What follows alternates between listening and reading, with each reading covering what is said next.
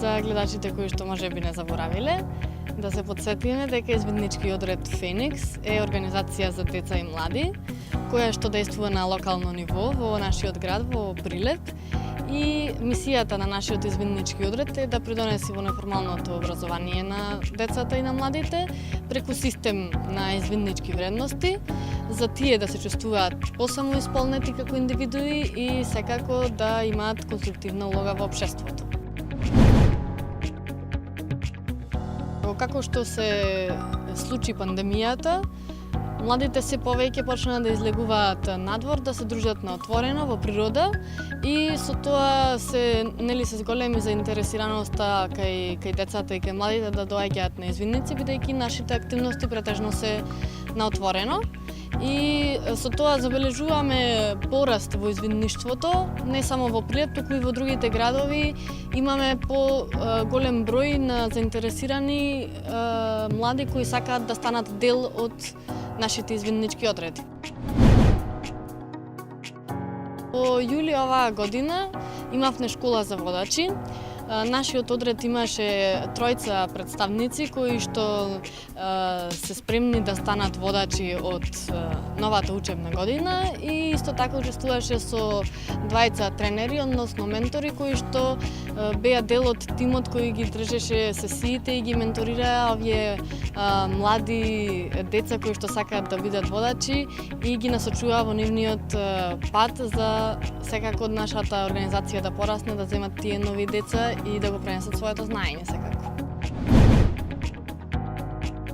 Значи во 2019 година го имавме последниот летен камп пред овој годинава. Во 2020 година за жал поради пандемијата немаше услови да го организираме кампот и годинава во месец август секако го организиравме летниот камп, кој е една од највозбудливите настани во текот на годината за сите извидници. Со рекордни повеќе од 200 учесници, 7 дена поминавме во извидничкиот центар во Охрид. Таму имавме најразлични активности, спортски активности, зумба, кунфу, талент шоа, водени лудори и така натаму. Но една многу интересна работа што беше за летниот камп е тоа што целата програма ја водеа токму оние млади луѓе кои што беа учесници на школата за водачи, така што летниот камп дојде како пракса за нив за од септември од новата учебна година да бидат спремни за да ги водат новите патроли во нивните одреди. Улогата на водачот во извидници е да ги поттикне младите да веруваат повеќе во себе си, исто така и да ги пренесе своите знаења, своите искуства и да му помогне на младите да се снајдуваат полесно во природа. Најважно е тој да биде одговорен и со тоа што тој ги пренесува знаењата на децата, исто така и ги поттикнува да се градат себе си како индивидуи и да работат повеќе како дел од група. Па идејата за да станам водач тоа е токму и од моите водачи кои несебично работеа со нас и не доведоа до местото каде што сме сега, односно ние да преземеме нивната работа.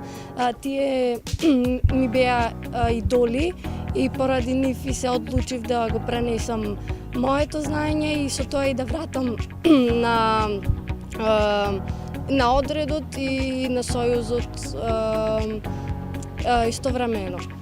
Школата за водачи беше настан кој едноставно не може да се долови со зборови она чувство како си поминавме, затоа што тоа мора да се искуси. На школата се надоградивме ние како индивидуи, се стекнавме со нови знаења, нови вештини кои ќе ги примениме од октомври со новите патроли. Исто така и се запознавме со многу нови личности кои станаа дел од нашиот живот.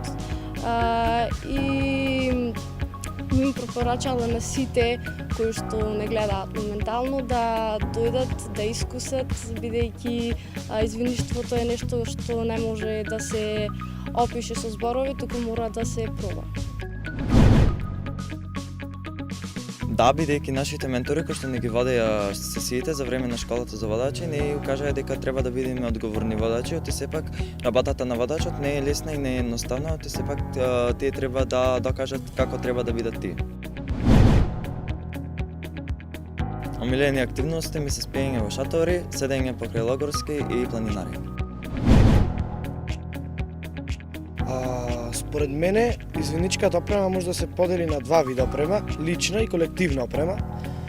Под лична опрема може да се каже дека спаѓаат марамата, кошулата, прибор за лична хигиена и слично, а под колективна опрема исто така се подразбира шатор или некои други елементи кои ни се потребни за еден камп да биде онака како што е замислен и како што треба.